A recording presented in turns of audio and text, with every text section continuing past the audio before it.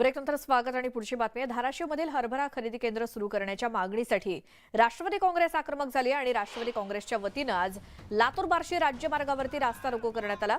जिल्ह्यामध्ये जमावबंदीचे आदेश असताना देखील राष्ट्रवादी काँग्रेसच्या वतीने तासभर रास्ता रोको आंदोलन करण्यात आलं। पोलिसांची या आंदोलनाला परवानगी नसताना देखील हे आंदोलन करण्यात आलं। नाफेडने राज्य सरकारकडे 24 खरेदी केंद्रांचे प्रस्ताव पाठवलेले आहेत, मात्र आतापर्यंत केवळ जिल्ह्यात 6 हरभरा खरेदी केंद्रांना मान्यता मिळाली असून ते खरेदी केंद्र सुरू झालेलं नाही। त्यामुळे हरभरा उत्पादक शेतकरी चांगलाच अडचणीत आलाय। हे आदेश माहित असताना देखील आपण हे सर्व आदेश झुगारून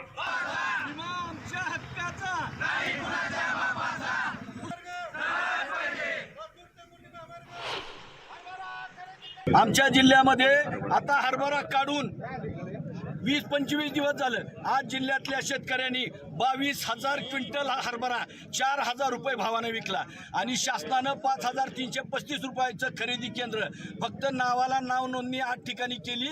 अजून एकाही ठिकाणी हरभरा खरेदी झालेली नाही। गेल्या महिन्याभरापासून शेतकऱ्यांची मागणी असताना कांद्याची तीच दयनीय अवस्था आहे, हरभऱ्याची तीच दयनीय अवस्था आहे आणि व्यापाऱ्यांचे गोडाऊन भरल्यानंतर पुन्हा सरकार हमी केंद्र सुरू करणार आणि व्यापाऱ्याचा फायदा करणार आणि शेतकऱ्याला आत्महत्या करण्याशिवाय पर्याय राहणार नाही, अशी परिस्थिती सरकार जाणीवपूर्वक निर्माण करत आहे आणि याच्यासाठी हे सगळं शेतकऱ्यांना आक्रोश करावा लागेल। शिर्डीमध्ये साईबाबांच्या दर्शनासाठी जाणाऱ्या भाविकांसाठी एक आनंदाची बातमी आहे। रस्त्यावरील लांबच लांब रांगा आणि साई मंदिरात प्रवेशासाठी होणारा त्रास यापासून आता दिलासा मिळणार आहे। साई संस्थानने 6 एकर जागेवर 112 कोटी रुपये खर्चून हायटेक दर्शन क्यू कॉम्प्लेक्स बांधलंय।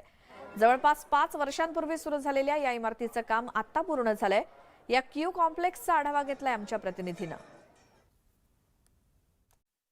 शिर्डीच्या साईबाबांचं दर्शन आता सुलभ होणार आहे। साईबाबांच्या दर्शनासाठी येणाऱ्या भाविकांसाठी तब्बल 112 कोटी रुपये खर्च करून 6 एकर जागेमध्ये 12,000 भक्तांची एकाच वेळी व्यवस्था होणारं दर्शन क्यू कॉम्प्लेक्स तयार झालं आहे। हे दर्शन क्यू कॉम्प्लेक्स जे आहे याचं काम आता पूर्ण झालं असून यामध्ये सर्व सुविधा उपलब्ध असणार आहे। भाविकांसाठी ज्या अत्यावश्यक सुविधा असणार आहेत त्या ठिकाणी लॉकर्स असेल, पेडपास असेल, बायोमेट्रिक सिस्टीम असेल, दर्शन स्लॉट असतील, अशा सर्व सुविधा या ठिकाणी करण्यात आलेल्या आहेत। त्याचबरोबर भाविकांसाठी मोठमोठे प्रतीक्षा हॉलही बांधण्यात आलेले आहेत। अलीकडेच राज्याचे महसूल मंत्री राधाकृष्ण विखे पाटलांनी या दर्शन क्यू कॉम्प्लेक्सचं उद्घाटन नरेंद्र मोदी करणार आहेत असं जाहीर केलं होतं आणि त्यासाठीचे प्रयत्नही सुरू आहेत। आता या दर्शन रांगेला प्रतीक्षा आहे ती देशाच्या पंतप्रधान नरेंद्रजी मोदी यांची। सुनील दवंगे, न्यूज 18, शिर्डी। आता शेतकऱ्यांचा जीव की प्राण असलेल्या गोठ्यातील जातीवंत बैलांना सुद्धा आता बाजारामध्ये चांगली किंमत मिळू लागली आहे। पुणे जिल्ह्यातल्या आंबेगावच्या शेतकऱ्याच्या लक्षा या बैलावरती 30 लाखांची बोली लागली। गावडेवाडीच्या कैलास गावडे यांचा हा लक्षा बैल आहे। लक्षा बैलानं आतापर्यंत अनेक शर्यती जिंकलेल्या आहेत। आंबेगावच्या बैलगडा घाटात सुद्धा लक्षानं स्वतःचा दबदबा निर्माण केलाय। त्यामुळेच लक्षा नावाच्या बैलाला लाखांचं मोल आलंय आणि जवळपास 30 लाखांची त्याला किंमत आली आहे। अनेक बैलगाडा शर्यत प्रेमींनी लक्षा बैलाला विकत घेण्याची इच्छा व्यक्त केली आहे। एका खरेदीदारानं लक्षा बैलाला 30 लाख रुपयांच्या मोबदल्यात विकत घेण्याची तयारी दाखवली आहे आणि महागड्या कारपेक्षाही लक्षाची किंमत जास्त आहे।